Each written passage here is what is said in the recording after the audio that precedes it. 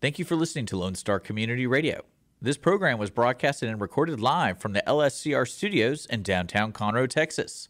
Lone Star Community Radio is supported by listeners like you. Donate and sponsor today. For more information on getting involved with Lone Star Community Radio, contact us at lscrstudios@gmail.com or visit us online at www.irlonestar.com.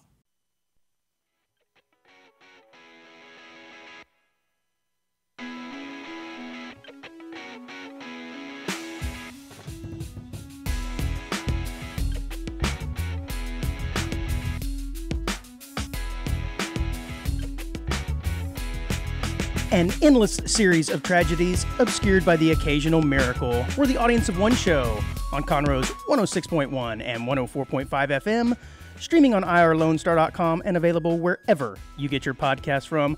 I am Andrew, next to the guy who hasn't paid for gas at the pump in 5 years. It's Dick, regular unleaded Schisler. Yo, what's up, buddy? Yo. We were jamming that music there at the start. All right, yeah, I turned it down. I don't know if it obscured what I was saying, but whatever. Well, it's the end of the month. Is it? Yeah. I think so. April's come and gone. Yeah, well, almost. 24th, right? We're good. Yeah. But did you have a good weekend? It was nice, man. I went out to yet another golf tournament. I got some free tickets and went out to the LPGA Chevron, you know? First time I've ever been to a ladies tournament. You got to tell me. It was fun, man. You got to tell me, what are the procedural differences between a women's tournament and a men's tournament? Procedurally, no different at all. Really? It was definitely a different crowd. I'll give you that much. Yeah. I mean, I imagine. I meant more of like, because you went to the same golf place as the other tournament, right? No, it's a different place. Okay. Yeah. No, so you've never been to like the same golf course, but two different tournaments? No, I have not. Okay. No, this was a women's tournament. The crowd was definitely different. A lot of young girls there and families, as you would imagine. It's not nearly like the party atmosphere that you sometimes get at these PGA events. Maybe you're on the wrong hole. I've been accused of that a few times in my life, to be honest with you, and as it turns out, that's usually the problem. Maybe I was just at the wrong hole. Well, that's what only the golf tournaments I've been to. I've definitely you get different vibes on different holes. Correct. You do. And it's fun, so to speak. It's fun to me because you're like, all right, now my challenge is I got to find where the party is. Right, you got to find the fun hole. And then if I want to get away, I got to find I want to watch golf. Everyone shut up. I want to enjoy this. That's a different hole. That's a different hole. Yeah. So that's cool. But it was nice. Yes, it was. Well, nice. you were with your buddies too, so that's always nice. Like it is. It is. Yeah. Because last time I went by myself, which is kind of lame. This time I had some company. Lame. No. That really isn't that lame. Especially with that. One thing I love about golf courses is like you really can just stretch your legs. Yeah. Like there's so much stuff to do because it's so big. Like it's a big area. So you're like, and it was very well attended too. So I was pleasantly surprised. I wasn't sure what I was going to get, but with this being a major and the number one player in the world here, it makes sense, right? Nelly Korda, and she ended up winning the event, 5 straight for her. So congrats. Oh, is she like the Wayne Gretzky right now? Basically, the Wayne Gretzky. What a great modern reference that was. Well, Wayne Gretzky is the great one. You know what? You're right. My apologies. I'm always going to use him when someone's talking about the greatness of somebody. Like, you mean like Wayne Gretzky, right? Right. I mean, he literally has an awesome quote. You miss 100% of the shots you don't take. You're and I'm right. like, what a great one. Man, that's powerful. It's prophetic. Yeah, I love it. It really is. Well, that's cool, man. I'm really glad you had a good time. It rained here, so did it rain over the golf course? Oh yeah, it was cut short. Okay. Yeah, we were only there a couple hours. Okay. Before really cool, man. Had to leave. I had this really weird thing happen to me though, and I wanted to run this by you because I think you would perceive this differently than me, just because we're different enough of human beings. And I had to go and get tint for my daughter's car. Okay, yeah. And so I looked up a few businesses around town, I read their reviews and said, okay, I'm going to go with this company here. And I called their phone number, and it just rang, and then it went to voicemail. But it wasn't like a professional recording of, you've reached XYZ Tint Company. It was just the generic, you've reached the mailbox of, and it said the phone number. I thought, okay, that's a little weird for a business to have, but all right, I'll call back in a few minutes. Well, within about 5 minutes, I received a text message back from that same number saying, hey, this is Tint Company XYZ. How can we help you? And I proceeded to go back and forth over text message with these folks. We set up the time and the schedule. I would not have texted Got them. the price, got the time, everything. I thought it was a little weird, but I went, you know what? Today, text messaging is kind of an acceptable form. I'm going to excuse it, even though I was feeling a little weird. But here's where it really got weird. I was about to leave to take the car over there and drop it off. I got a text message again from them. It said, please bring cash. And I went, man, okay. One, they didn't answer the phone. Two, we did this entire scheduling over text. And then three, bring cash. I'm like, what am I getting myself into? Red flags were raised everywhere. Is this just me, or would you have thought the same thing, like, I got to find a different business, man? I wouldn't have texted them. I would have been like, well, can you call me when y'all are available? Here's my phone number. Thank you. Interesting. Okay, you would have ended it right there. And if they didn't, they wouldn't have got your business. Because it's like, if I'm looking for pricing, I can just go on your website. And True. then, like, if I want to negotiate, I'm not negotiating over a text message. Yeah, no, there was no negotiation. I knew about what the price was supposed to be, and the price was fine. But yeah, I felt really strange about it, and I went, oh, man. But then on top of it, it's like $300. I had to go to the bank and get $300 out. And that happens. But I wouldn't. Well, I mean, I'm not carrying that kind of cash on me, so I had to go separate trip to get cash. As it turns out, it was just fine. They did a just fine job, and everything was legit and on the up and up. It was a little strange as I pulled into the business. It was like in a residential area. There were houses, and then at the end of the house, or the end of the street, there was like a big warehouse, and it was a legit business. But I don't know, man. I thought maybe Dick would perceive this differently. I'll run this by him. Well, that's definitely one thing that has changed a lot in the business world. Was technology is just handles everything now. And like, it wouldn't surprise me the person you're texting wasn't a person. It seemed as though it was an actual person and not a machine. Yeah. It did, yeah. But I'm just saying the way certain businesses are doing it and everything, especially in the tinning world, from what I understand, people can come to your house and do it, which is even more bizarre to me because I don't want anyone coming to my house. But then again, if you're a convenience guy, then go for it. But that's cool, me. I like it. Yeah. You know what I want to know? So this is what it's over. I got a truck, and I don't have my Easy Tag yet. So I've just been running tolls, running tolls. Flooring it. So I've gotten two different ones. One from Austin. Uh-huh. And then I got one from Easy Tag. Correct. And in my mind, I remember always saying, like, oh, if you don't have a tag, you just pay when they send it to you. Well, Easy Tag sent me a bill, and they're charging me double because I didn't have an Easy Tag. Yeah. And I was like, oh, I thought I'd just pay it. Yeah. I knew there was a late fee if I didn't pay it. A convenience fee. Yeah. And I was like, okay, so I don't have to call these guys and be like, hey, I'm getting an Easy Tag. I have one registered. I just haven't registered, like, pulled it over to that vehicle. To that vehicle, and I have prepaid. So I was like, I got to use that prepay. Yeah, you might be able to get someone on the phone and transfer it from that account to your new account or new vehicle. But yeah, they do that for whatever reason. You'll get a bill, say, $35 in tolls. If you had an Easy Tag, it'd be $4. It's like, what's going on here? Yeah. Yeah, I don't know. It's not a one-to-one anymore. I always thought it was, but guess what? Thought wrong. Yeah. So for all our listeners out there, if you want to learn something, just get an Easy Tag. It's free. Yeah. The only thing you have to do is put prepaid stuff. You set a prepaid, whatever it is, you can set to like $120, whatever. Have you taken care of your speeding ticket yet? Not yet. Well, no, I took care of all the paperwork. I just had to take the course. And then, are you going to take one of those comedy driving schools? Have you heard of those before? Yeah, I have. No, this is how you know it's kind of a racket, depending on where you get a speeding ticket. So they sent me my information. But, of course, half the information is about this specific course that they like. Okay. And they give you, like, a business card. I'm not kidding you. Like, they give you the first couple sheets are like, this is what you have to do it by. This is how you submit it. But then the rest of the information was like, you can take this course. This course offers this. Here's a discount code if you use this discount code. It's such a hustle, and man. I'm like, okay. That I started laughing about that because I always wondered how those conversations starts, especially with government agencies and stuff. Because this was in Navasota, and it was with the city of Navasota Police Department. So I was like, all right, so somebody clearly made a deal with somebody, and if I use this code, at least I save money. Yeah, because there is some interesting things they require you to do that you have to get notarized, and what's weird to me is it's and you might know more about notaries. But I know so much about notaries. But see, like people say that about me. On the instructions, I could submit everything by email, but I'm pretty sure you can't submit a notarized document by email. No, I don't believe so. I'm pretty sure you can't. Like I can't scan it and send it. That's maybe I don't know everything that about doesn't notary. well, it doesn't qualify. First question, I'm out. Well, you know, it doesn't qualify. Yeah, I don't know. I think if it's maybe, I think maybe a scanned document.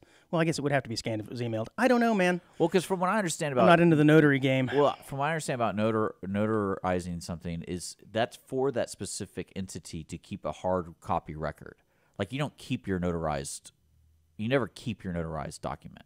They usually give you a scanned copy. Yeah, and I just thought it was to legitimize your signature. Basically, that's what I thought notary was for. Well, there's different ways. It's also like certain documents require a what do you call it, like a volunteer or whatever to be there to witness it or witness. That's kind of what a notary is. Yeah, right? well, that's what I'm saying. Like some certain documents require that, and then, but yeah, it was really interesting. I was like, okay, well, I think you should take the comedy driving schools, and it got me thinking about those. Like, who at one point thought those were a good idea, and why is it only for traffic tickets? Can you imagine if we extended this kind of punishment, so to speak, to other crimes?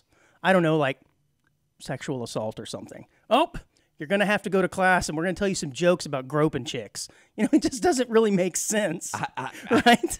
Well, public indecency. All right, you got to come listen to a comedian talk for about 30 minutes about whipping it out in public. Yeah. But for whatever reason, we think it's okay if you drove 115 in a school zone that some guy can just tell you jokes about it, and you're okay now. I know with the city of Navasota, you only qualify for the defensive driving stuff in a certain gateway. Yeah, if you're over a certain amount over. I think if you're over 25, you can't take it. Yeah, over 25 miles an hour. Yeah, whatever the posted. Yeah, whatever the posted one is. So I want to be figuring out how I can do that while playing video games or doing something else. Oh, I'm sure you can figure it out, buddy. I'm sure you can figure it out. I'm kind of excited about it. I do like that. It gives you like a good reason just to take a day off. Kind of like, oh, I'm not going to do anything. I got to pay attention to this. I have heard though that the comedy driving schools are pretty lame. That they're not as funny as you would hope for them to be, but I guess that's to be expected, right? Yeah, I'll report back. I think I want to try to do it next weekend. That's like my next, because I have till June something to do it. So I'll try to take care of it all next weekend. You'll push it right up to the last second, I have a feeling. No, it's just more of like I'll make a day of it. You know, I'm kind of excited. I'll cook some food. You know, make something good. Like I'll probably do a brisket. Brisket. Yeah. Well, it's because I'm sitting there, you know, drinking beer and not driving. Right. But taking defensive driving. I love it, man. That's greatness. But yeah, greatness. I got to hang out by trains this weekend, so that was phenomenal. Best weekend I've had in a long time. Had a little bit of everything I always enjoy. You know what I mean? Yeah, you told me this. Yeah, I bet this Airbnb that you were staying in was literally right on the tracks, and you opened the window, so you could get a better view and sound of the train. It was awesome. So simple. Well, what I love is we're visiting other locals around. And they're like, "Oh, you're staying there? I've always wondered, like, how does the train sound?" I'm like, "Sounds amazing. It sounds amazing, dude." And he's like, "Wait, what?" I'm like, "Yeah, it's like awesome." Did you stick your little head out the window and pull your arm down like a trucker, like, come on, give me the horn? No, we made a game of it, and it was good. It was a good time.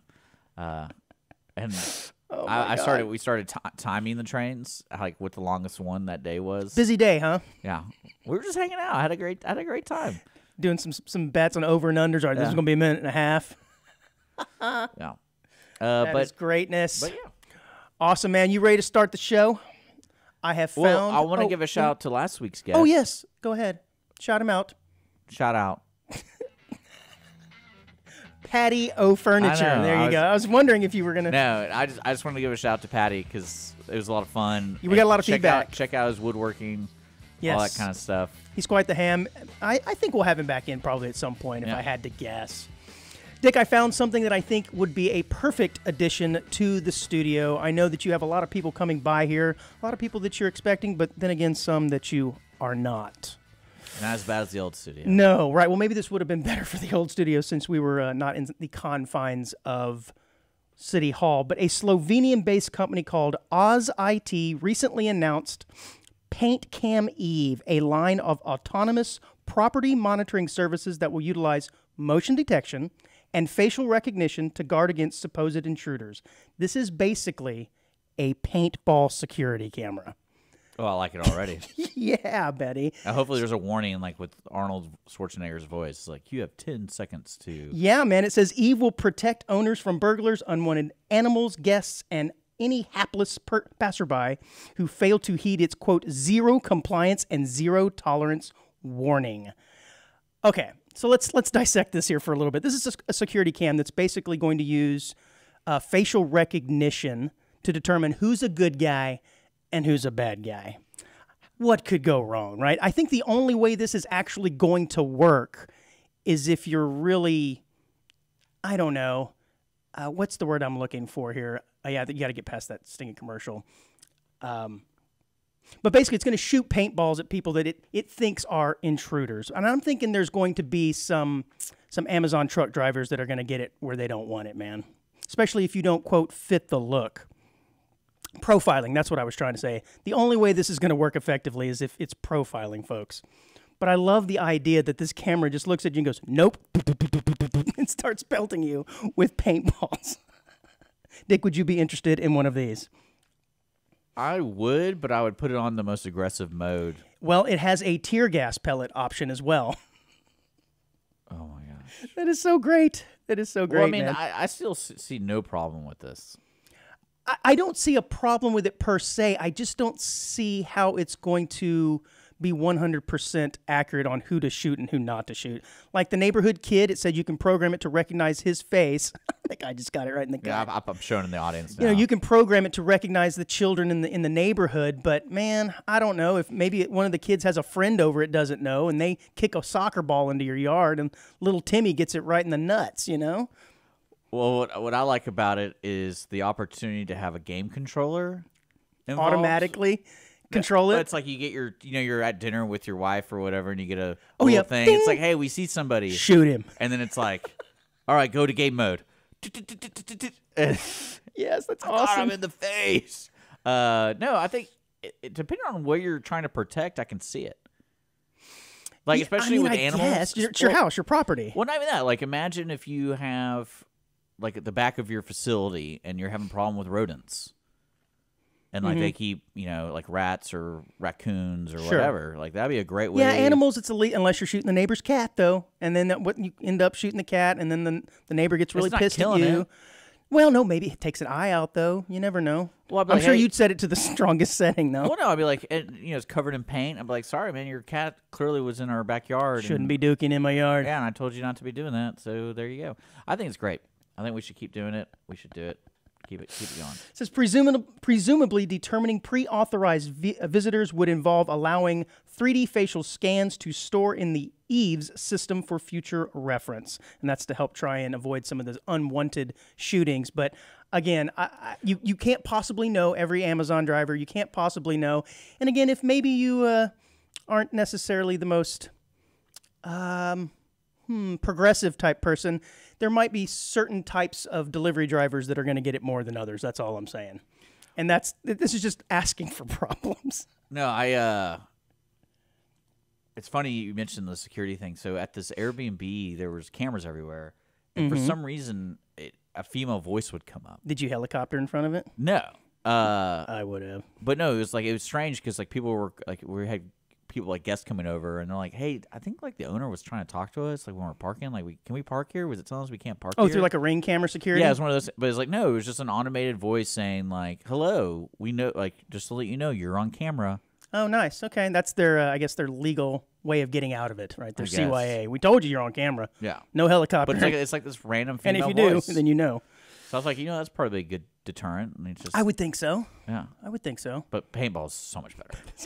It would be cool if especially there's a game mode. Right, exactly. If you could override the autonomous portion and just start firing away. Well, no, so I already know what I'd be doing if I were you, if I had this. So like, say your daughter is late because she's past curfew. And you're like, you're getting ready for bed, or you're in bed and you get a little signal, and you're like, I'm going to pop her a couple times for discipline reasons. Like you're past your curfew.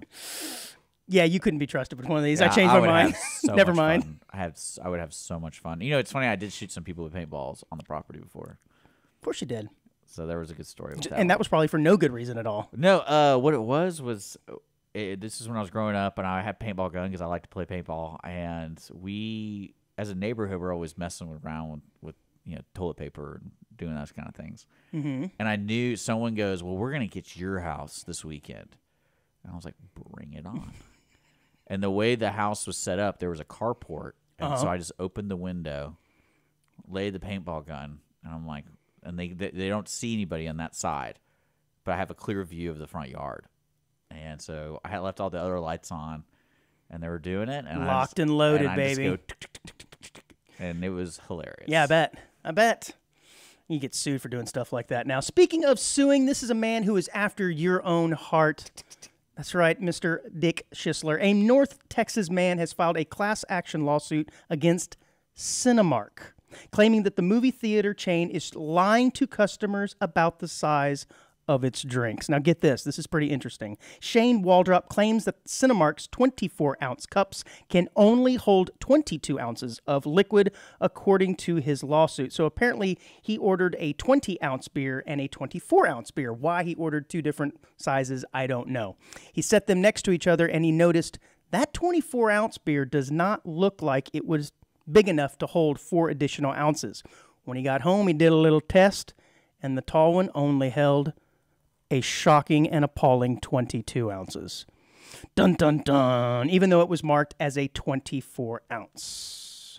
Waldrop and his legal team says the movie theater chain is taking part in deceptive and otherwise improper business practices that violate state and federal laws about misbranding. What say you, Dick? Is this don't worry about it, or you're like, hey, man? I'm still trying to figure out the details, because if the cup says 24... It does. And on the sign it says 24-ounce beer, Correct. $16 or whatever. Correct.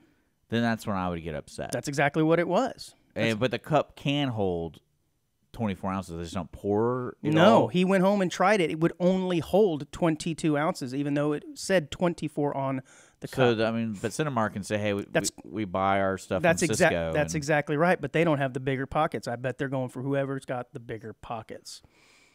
What I think is interesting, though, it says it's especially misleading because the 24-ounce drink should provide a deal to customers. Obviously, the larger, the drink, the cheaper it is per volume, which means I just want more beer. Right. So right. Well, that too, 37 cents per ounce versus 39 cents per ounce. But due to that miscalculation, it's actually 40 cents per ounce for the larger size. And I love this. Waldrop says he brought the suit for himself and, quote, all other persons nationwide. He's doing this for us, Dick. He's doing this for us. Some men don't want to wear the cowl, or is it the cape, or whatever? Like some men don't choose. No, not all heroes wear capes. Yeah. That's what it is. He's doing this for us. I will tell man. you 100%. I would be looking for this kind of stuff, but only to make a deal with Cinemark before I really sue them. You just want free movies for life. That's what I would. Free beer and movies. I would 100% say I just need one card that lets me get whatever I want within a reasonable amount per visit. And I won't say a word to nobody. Just give it to me, and I get my beer. I get my 22-ounce beer. But you see the difference here is, Dick, you're doing that for yourself. Yeah. He's doing it for everyone. I know. Well, everyone's different. Okay? I would love that. I would love to have that lifestyle where I go see a movie with you, like, no, man, I got it. Yeah. Actually, no, you got to pay, but I don't. Yeah, I don't. I get my beer. That's and then great. when I ask you why, I can't tell you. Tell you. By the way, I used to have get the 20-ounce beer. I used to have a sweet deal with that. I ruined it. It's okay.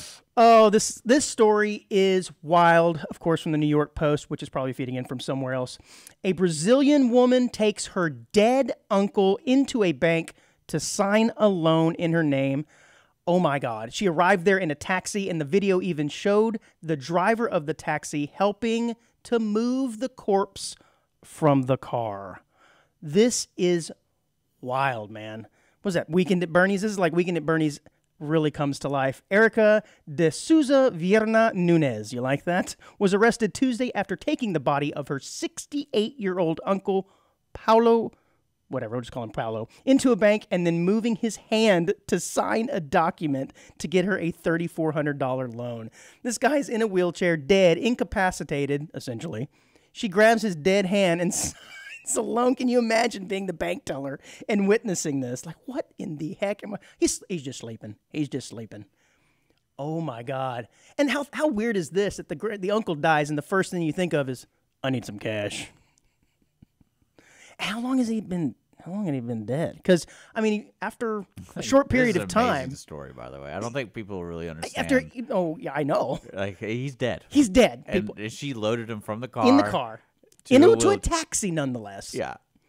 That's what I'm saying. Into a taxi, and the taxi driver helped him out of the car. I love it, dude. And then that guy had probably no idea that he's dead. But again, when someone dies, it doesn't take very long before things start to happen. Rigor mortis and bloating and stinking. Yeah. This guy must have been fresh, man, like freshly dead. And the weird thing about Weekend at Bernie's is like, there's all that sand everywhere.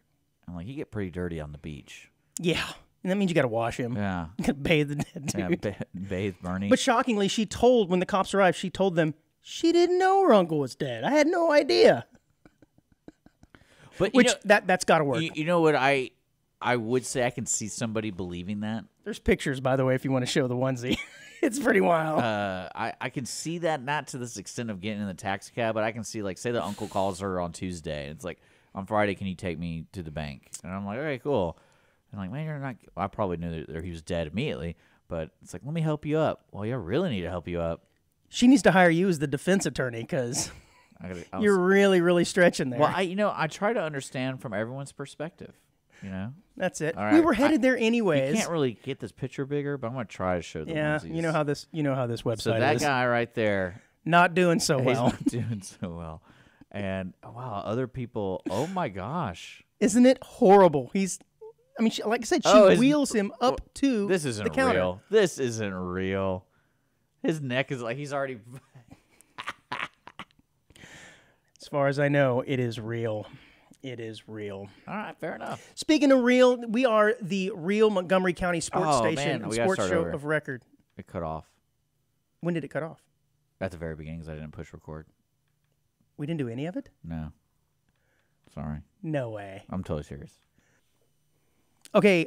I guess we're gonna have to start the show back. We had a little issue. If you noticed, we didn't have video. There was a little video problem on my end, and we showed you all those great videos of the paintball deal. And let's look it up. It's security camera. Paintball and deal. A dead dude trying to get a loan. Yeah.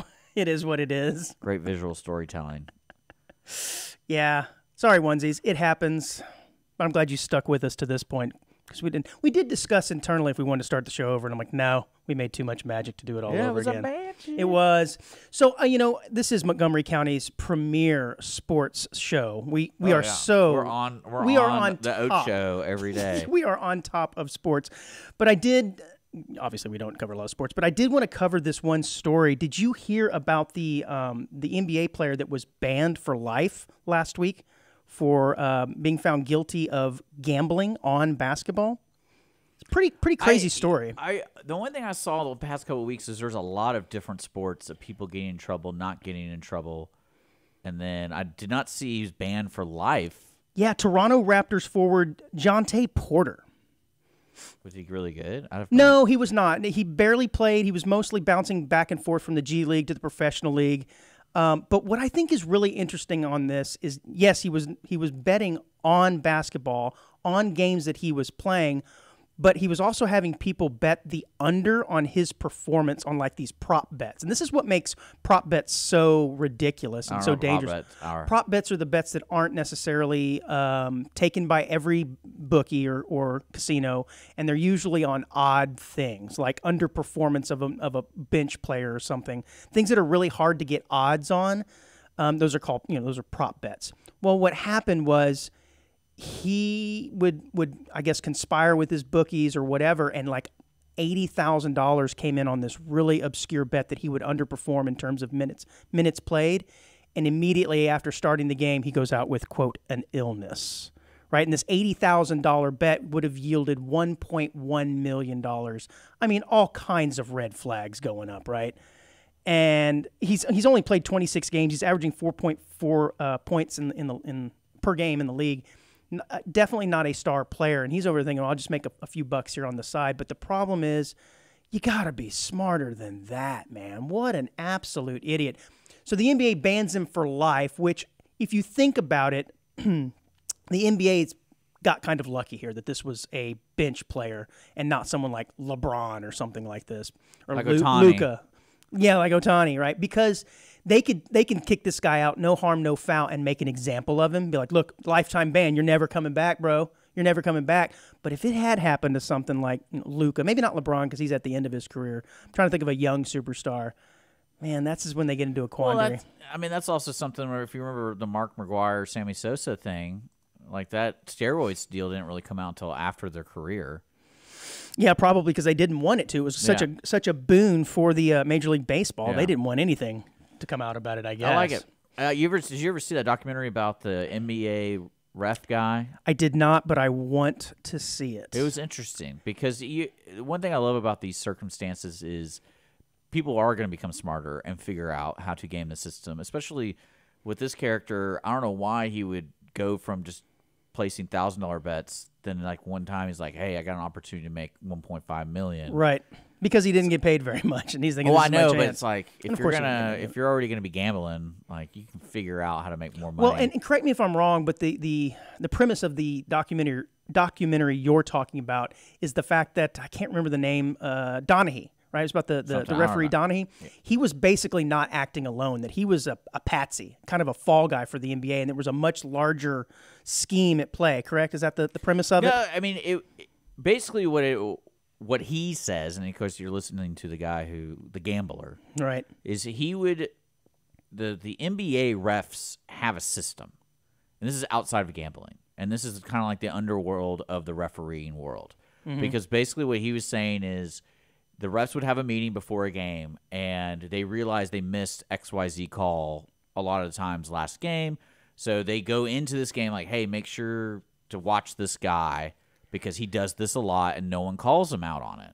And we got to start calling. And so with that knowledge, he knew all the refs would be doing this game.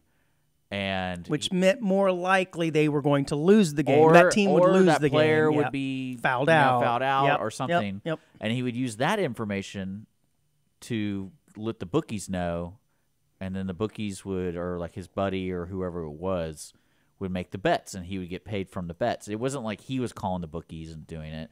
It wasn't like he goes, "Hey, I got this idea. I really hate Allen Iverson. I'm going to get him. I'm going to make sure I call it." It was known in the referee world of like, this is how we operate the games because we do have to make corrections, and those corrections can easily sway a game. So because if anyone's ever watched basketball over and over and over, it's like sure. But yeah, and especially in close games, because that's what was interesting to me, because it wasn't like he was cheating, but then again, you have to take his word for it. But it was also that's how they set up the game, because they knew they had to call this kind of stuff. And they knew they had to pay attention to this particular player or this kind of thing. And so they knew it was going to affect the outcome of the game. Yeah, I'm going to have to check it out. It's pretty interesting. Yeah, it does sound pretty interesting. All right, man, this is probably a pretty good time to take a break if my calculations are correct. When we come back, we are going to talk about the potential death of Red Lobster. Say it ain't so. Audience of One Show. We'll be right back. Boop. Dick, I think we need to talk about something that's really important. Is this an intervention? No, that's next. No, I think we need to talk about sponsoring and donating to the show. It's something that I feel very close to, and I think it's good for you. I think it's important that we tell our listeners that they can donate and sponsor. Very, very true. Do you like dog food? Yes. Oh, well, that's good, because without those sponsorships and donations, dog food may be what you're eating. Okay. Don't let Dick eat dog food. Like, follow, subscribe, donate. Yeah. Today. Audience of one. Audience of one. Show. At gmail.com. Yeah.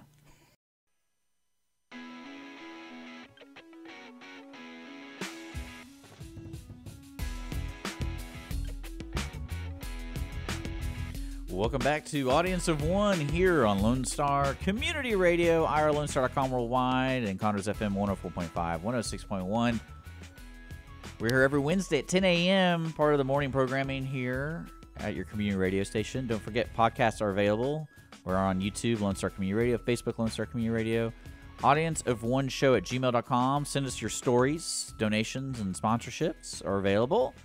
And hopefully we don't have any technical glitches going into the second half of today's show. Can you see me? Can you see me? Am I on video? I can see you. Yeah, I think we have at least one video we want to show in the second half. So I made no sure I got biggie. it all I'm glad we didn't start over. I'm glad we ready. just said go for it. Yeah, I mean, I would say our podcast numbers are probably higher than our YouTube numbers anyways. So yeah, by screw by YouTubers. significant amounts, I would say. But sorry about that, guys. But now we're rolling into the second half. Rolling. What do you got for me, man?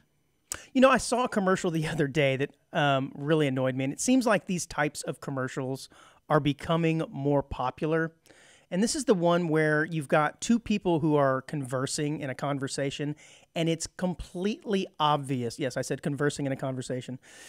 They're having a conversation, and it's completely obvious that they are not in the same room at the same time.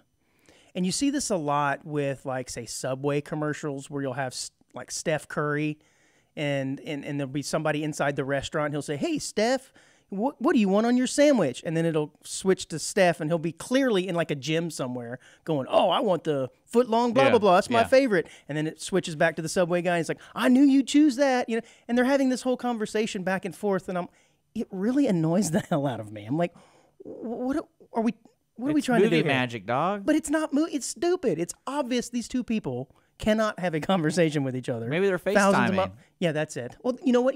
Then put a camera or a phone in their hands. That would make more sense.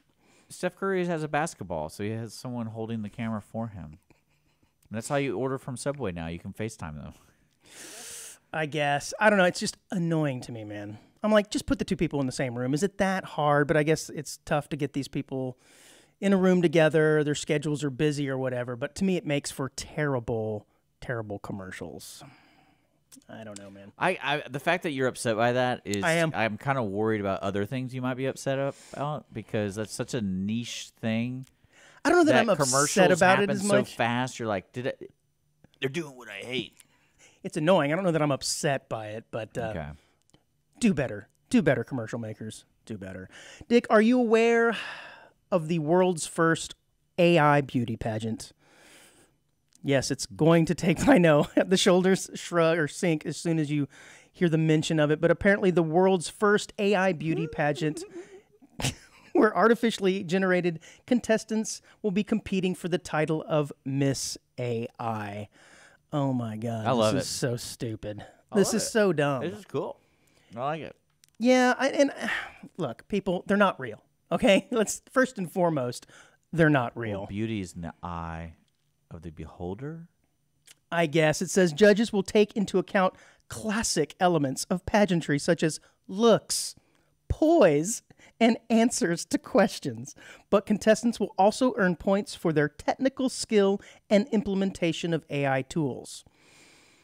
Okay, so I guess the money, because I think it's $13,000 to the winner. I think it's great. It's going to go to the inventor, or whoever is some loser dude who's invented this chick. And of course, if you look at the pictures of all of them, they're all stunning and perfect. And one of them is a fitness instructor. I'm like, fitness? She's fake. She doesn't have to do crunches to get abs like that.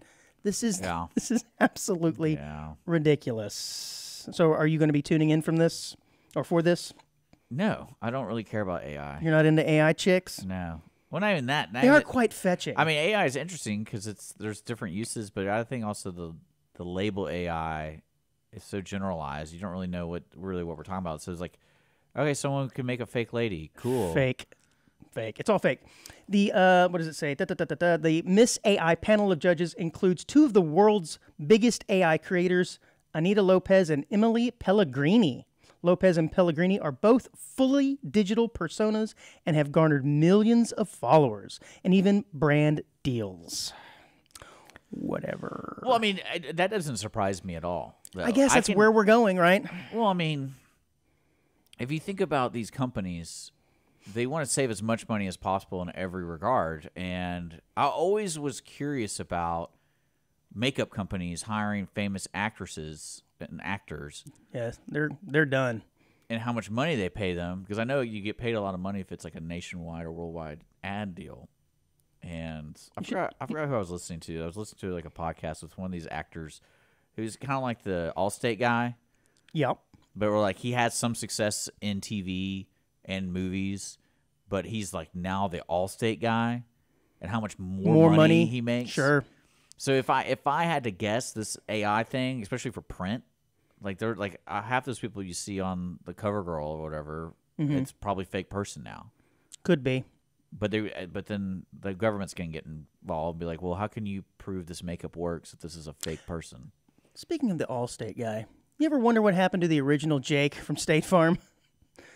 And don't you find it awfully weird that they just like replaced this pudgy white dude with this like absolutely jacked, good-looking black guy, and we're all just supposed to believe it's the same dude? Honestly, I thought that was the running gag for them, where like all their agents are called Jake. Okay, I thought that was the gag. Okay. Oh, okay. I see what you're saying.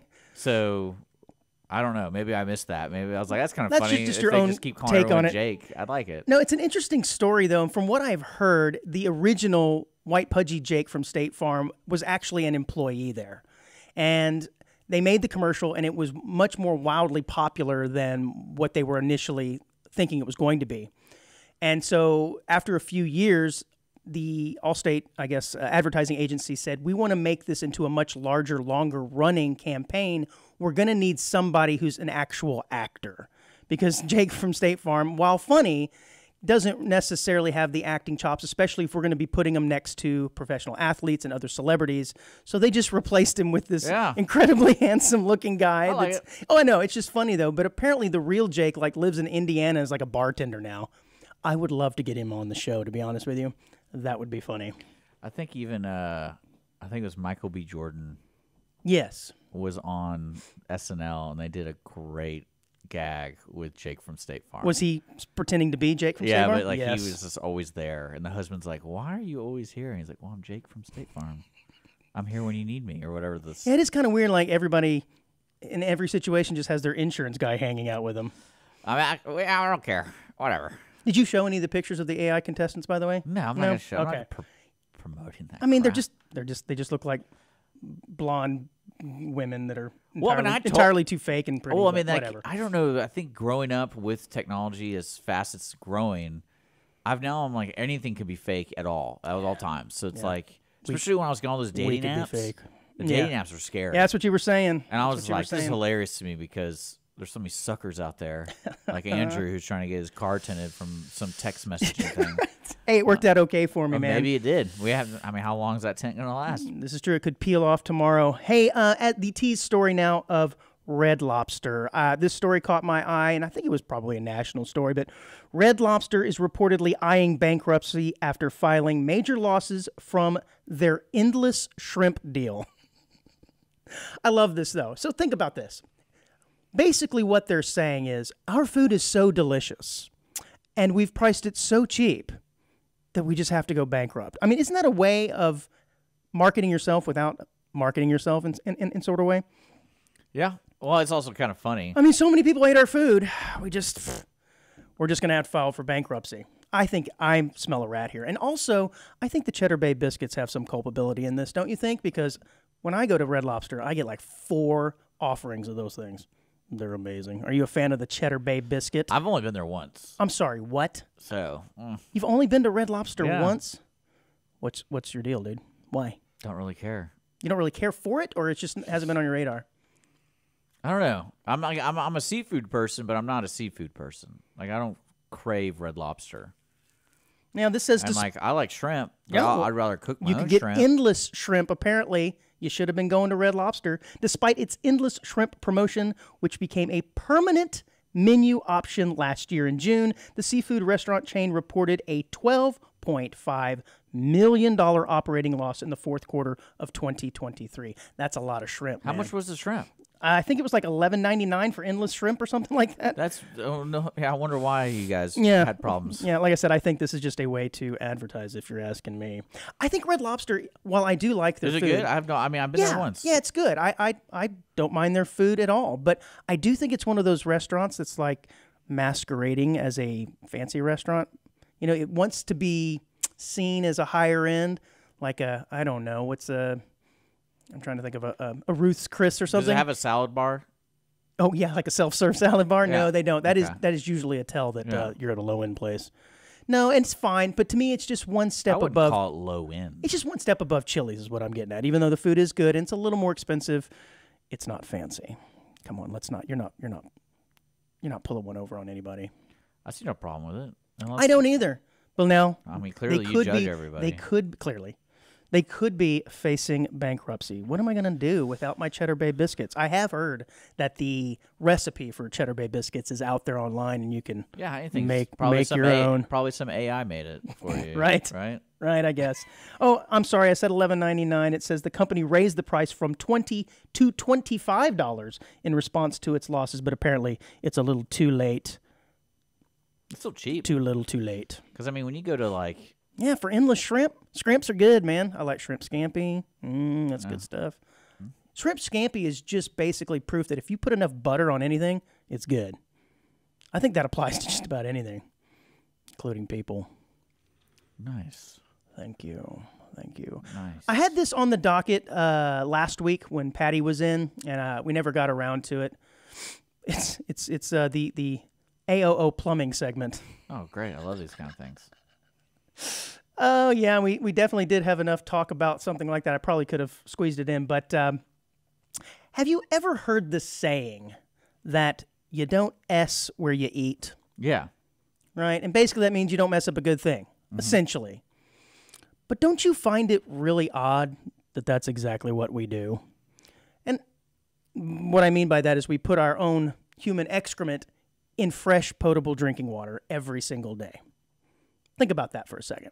Water is life, and we have to have fresh, potable water to live. But I bet you earlier today that you desecrated some fresh water, as everybody else did. I also think isn't that part of it's more efficient to do it that way? Continue, because that's exactly where I'm going. Oh. I just imagine because like you're trying to create a system where everyone can have water. Right. First and foremost. Yeah, everyone, not just you. Right. So it's probably just more efficient to do it that way. And well, it did get me thinking, I don't know, at one point or another, when we came up with this idea of saying, hey, we should just pee and poop in our water. Because if you think about it, it's kind of wild. Because hundreds of years ago, fresh water was the source of life, and you would set up cities. And you go by a tree. You go by a tree, right? But at some point, somebody said, how about you dookie in that water? And it worked out. Well, it appears that the wastewater systems in many developed nations were constructed when clean water was presumed to be an endless resource. And frankly, having one line feed a house water and one line extract all waste is the simplest solution to satisfy sanitation needs. In classic fashion, we chose the route of simplicity with the lowest near-term cost without calculating the long-term ramifications. Essentially, they're saying this system that we've set up in place, where we have a nice little line of water come into our house and another line that goes out, it works now, but is it going to continue to work as our population increases and water becomes more and more scarce? Because again, I was going to cuss. I get you, dude. Yeah, I like it. These are things I think about, Nick. I mean, AI will figure it out, so we'll be fine. Well, that is the beauty of AI. Those AI beauty pageants, they don't dookie. They don't have to worry about things like this. Although, you know what? If I were the judge, I'd ask them about that. What do you feel about excrement and fresh water? And just see what one of them AI beauty queens says about that. There you go. I like it, though. I mean, it is an interesting idea to think about, but the main issue with it is every place is different where you live. Okay, yes. So, I mean, because you could come up with some technology that because we filter our own water, we do in the area after we've dookied in it, too. Yeah, and we bring it back. There you go. So somehow, just try not to think about it too much as you're washing your face. Oh, I'm not really worried about that I've already accepted that everyone's disgusting, so. I'm not disgusting. You just have to work on your immune system, guys. That's all I need. That's what helps keep the immune system kicking, probably. The fact that we do that. Yeah. I don't know. But that article basically went on to say that we've got to make changes in the way we dispose of our waste. I believe it. I'm not going to get into that level of it. It depends on where you live. It's just like... Yeah, I imagine in some parts of the world where the population is highly dense, this is a bigger problem than it is for us here in Montgomery County, where everything's beautiful. No, I don't know. They have some weird rules here about groundwater. Yeah? Like real weird. Okay. Like I'm pretty sure you're not allowed to collect rainwater, depending on how big your property is. But Jesus gave that to us. I'm totally serious. I want to say that's a rule. Especially if you have a business. Like you're not allowed to collect your rainwater. I would be curious as to know the reasons why. I'm not surprised. I would imagine if enough people did it, there wouldn't be enough water to go into the sewers to help keep things going. That's the argument. But come on, how much rainwater could you possibly collect? That's the argument. I remember. Because you ever been to Pie in the Sky? Down the street here? No, I don't believe so. It's pretty good. 'Kay. Better than Shout Red out Pie in the Lobster, Sky. probably. But do they have endless shrimp? They have endless pies. No, I'm just kidding. They have a lot of pies. They make a lot of pies there. Well, anyway, I remember being there, and the owner came on one of our shows, so she invited me out there because I wanted to see how they make all the pies. It's a lot of fun. And I noticed the whole building was built a certain way. I'm like, oh, what is all this cool stuff? And she's like, oh, I built rainwater distribution for the plants because we grow a lot of things here. That's cool. And I was like, but then they look busted up. And I was like, what happened? He's like, oh, we weren't allowed to do that, apparently. And I was like, really? Oh, that's terrible. So they built this whole thing and weren't even able to utilize it. Yeah, that sucks. That's that groundwater police, dog. Yeah, Water's a big deal in Conroe, man. They'll get you it's the mafia. We got to have water so we can put our waste in it. So, yeah. Anyways, just think about that next time, onesies, you're using pot. And also think about Andrew having a latrine in his backyard because he doesn't believe in wasting water. Darn right. I'm just going to go do it like the dog does. Oh, no, we just get that composting Absolutely. toilet. That'd be great. Absolutely. Actually, I think that's where this article goes, is adhering to the wonderments of composting. Yeah. Grandpa in the backyard. We did talk about O.J. Simpson last week, too, and how he was arrested not for lopping two people's heads off, but for aggravated assault and kidnapping. Okay. And I made the comment about, I didn't really kidnapping. Yeah, I didn't really realize that kidnapping was that fast and loose in terms of the law. I thought you actually had to take somebody away and hold them against their will. And as it turns out, if you just hold them against their will for a short period of time, it can fall under that classification of kidnapping. Well, were you aware that there is such a thing as kidnap and ransom insurance? Yeah. Really? I had not heard of this. Well, I remember hearing about it when you travel to certain countries. That's correct. That you can get that. Well, I guess as someone who has had $50,000 cash on his person, as we discovered last week, you might need to know about things like that then. Well, I, on the other hand, I have never heard of this, as I got like $20 on me. Well, as we heard from not having to get $300 from the ATM. Right. No, I think it's awesome because that's like if I was going to a place and I checked that box, I'd be like, I'm just taking a big old risk. You don't think so? No. You don't feel like, oh, it's exhilarating. I'm going to a place where I get kidnapped. I guess. I mean, I've probably done it before. I've just never thought about the fact that I could have insurance to cover it. This says insurance broker. You can have insurance to cover a hole-in-one. Well, yes. I understand that. Did you hear that rumor? No. About Japan?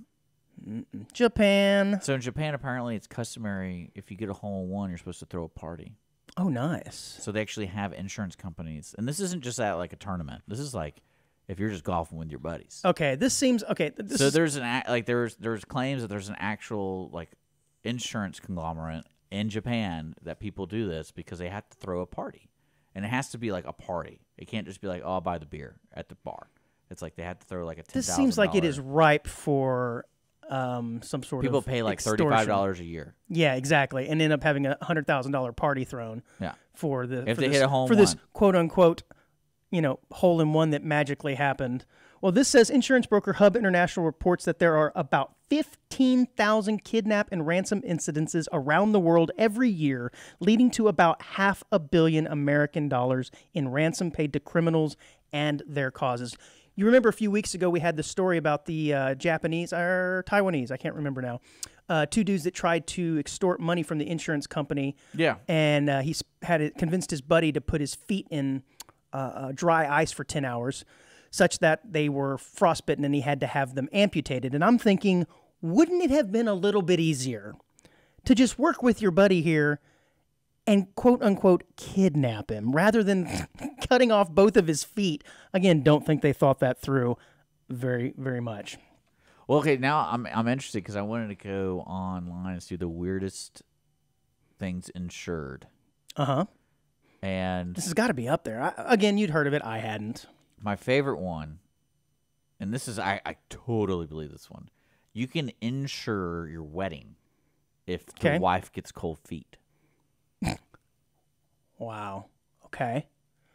Okay. Sure, it happens. That's what I'm saying. Like, I can actually see, because people spend so much money And on you got weddings. right, and you've got to pay for all that stuff up front. Yeah. And at the last minute, she says, "Nah, it's all right. I don't want to do this." You're not left with the bag, so to speak. Yeah. Like, to me, I can totally see that. There's other stories of famous people, like Keith Richards insured his middle finger because he plays. Just the middle finger, 'Cause though. I guess I think that's the ongoing joke. Other places they do have insurance where, like this one right here is for coconuts. So if you go to the coconut farm, you have to get insurance if you get hit by a coconut. Because it could drop on your head, I guess. Yeah. Interesting. Yeah. Okay. Which is kind of cool. Okay. But I think the wedding one is great. Yeah, it's kind of funny. It's just humorous. That's really funny. So. Well, speaking of left holding the bag, a package thief hidden inside a garbage bag was caught on camera in Sacramento, California, nabbing a package from the home of Omar Gabriel Munoz. This is pretty funny. I wanted you to show the video, and hopefully now the onesies can see the video. It's really funny. It was posted on YouTube. Shows a porch pirate crouching low to the ground with a garbage bag over their body and nothing but their feet sticking out from the bottom. So I guess he posted. This is great. It's hilarious. He poses as a bag of trash. I guess the Amazon driver or whomever, USPS, drops a package off, unsuspecting that the bag sitting there is not a bag of leaves or yard refuse, but is instead and he's shuffling off. Yeah. I'm sorry. This is hilarious to me. Yeah, and he's shuffling off, stealing the package. It's actually kind of ingenious if you think about it. Well, I mean, I don't. Well, what's the difference between doing that and just covering your body out and running up there and taking it? Yeah, I know, but this is just much But more fun. also- And on top of it, he can't get away very quickly. So if somebody does happen to look over, If and you had the paintball camera, yeah, exactly, start start nailing that guy because you're going to see, hey, look, that garbage bag has a pair of Nikes. he knows it's there, so the tear gas ones won't affect him because he's got a bag. He's got a bag over it. But yeah, if somebody does happen to see and they look over and this bag of refuse is walking, hey, dude, what are you doing? Yeah, You can't get out very quickly. I like it. Yeah, there wasn't much to that story other than it made me laugh a lot. Were you aware in 2003 that a Boeing 727-223 airliner was stolen at Quaro de Fierro Airport in Angola? I can't imagine this, but apparently there were these two dudes who got away with stealing a commercial airliner as long ago as 20 years, 2003. I mean, there's some crazy stories out there of people like. Remember that guy who committed suicide? More specific. But he stole like one of the giant planes, and he just took off. Oh, took off. That's right. And there was the voice recording of him saying, "All right, well, this is it," and he just crashed it. Yeah. Yeah. Well, this was a successful one because they never actually found the airliner. It just disappeared, which is kind of weird to think about when you see a machine that's probably worth $30 million, massive. They've got to get past how many levels of security, the air traffic control.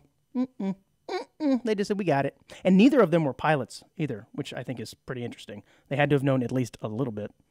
But there was never any wreckage found, nothing. So right now these guys are still living it up in that Boeing 727. I like it. What would you do with a plane like that? Where would you fly? I wouldn't. No? I don't like flying.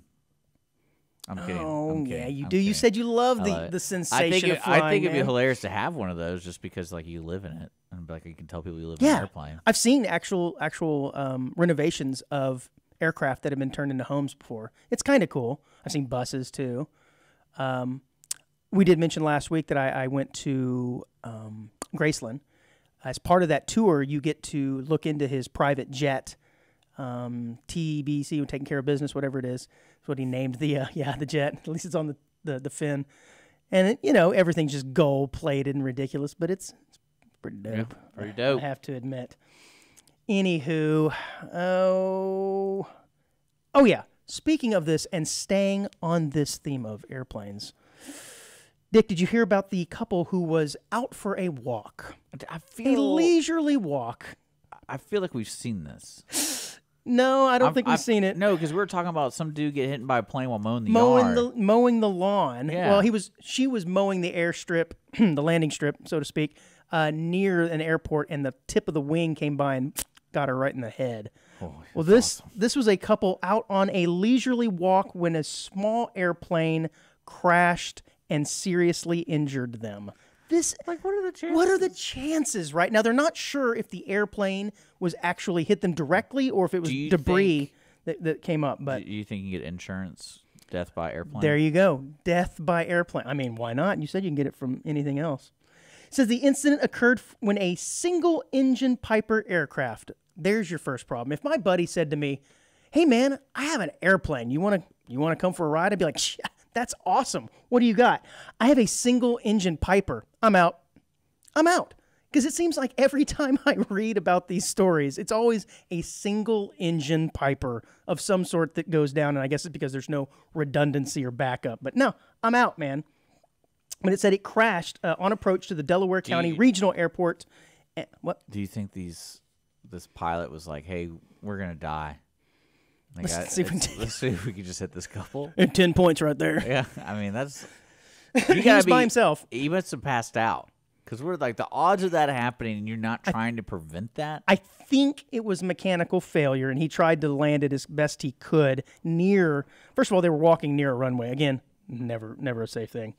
But again, it's unclear whether or not they were actually struck by the aircraft or debris that fell when the plane ran into trees and stuff. But still, it was still close enough by. I thought you were boom. I mean, relatively, that's crazy. It's flying. It's probably coming in at 100 miles an hour. But yeah, that's not something that you probably think about when you wake up or you go, "Honey, you want to go off for a walk?"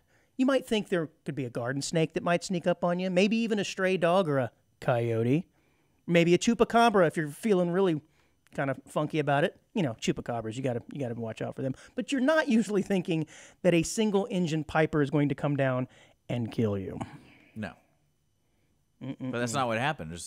No, they're seriously injured. But a piece of the plane hit them. Yeah, something hit them, So the plane didn't hit him, but a piece of the plane. The piece of the Piper. Because when you told me the story, I imagined literally a plane going, "Oh my God, we're going to be They said it's unclear. They don't know. Okay. Use your imagination. It's not fake. It's not fake. This is from people.com, so it must be real. Fake. It says the pilot who was trapped inside the plane until first responders were able to free him was later taken to the hospital for further treatment. There you go. Okay. All right, here is our quick hit here at the end of the show. This is kind of funny. But the Price is Right show. Are you a fan of the Price is Right show? Yeah, of course. Yeah, I like that too. Apparently, years ago, the Price is Right exposed a postal worker's potential fraud. And we talk about insurance fraud. In fact, we talked about it on this show quite a bit. But a former postal carrier was caught lying about the severity of an injury she suffered while working on an appearance of The Price is Right. So basically what the story is in 2004, she had an injury at work, claiming workers' comp, couldn't work, was receiving money. But yet she made the show, and she made the big wheel, reached up there with both hands and spun that sucker like there was no issue at all, exposing the fact that she was scamming for insurance and scamming her work all along.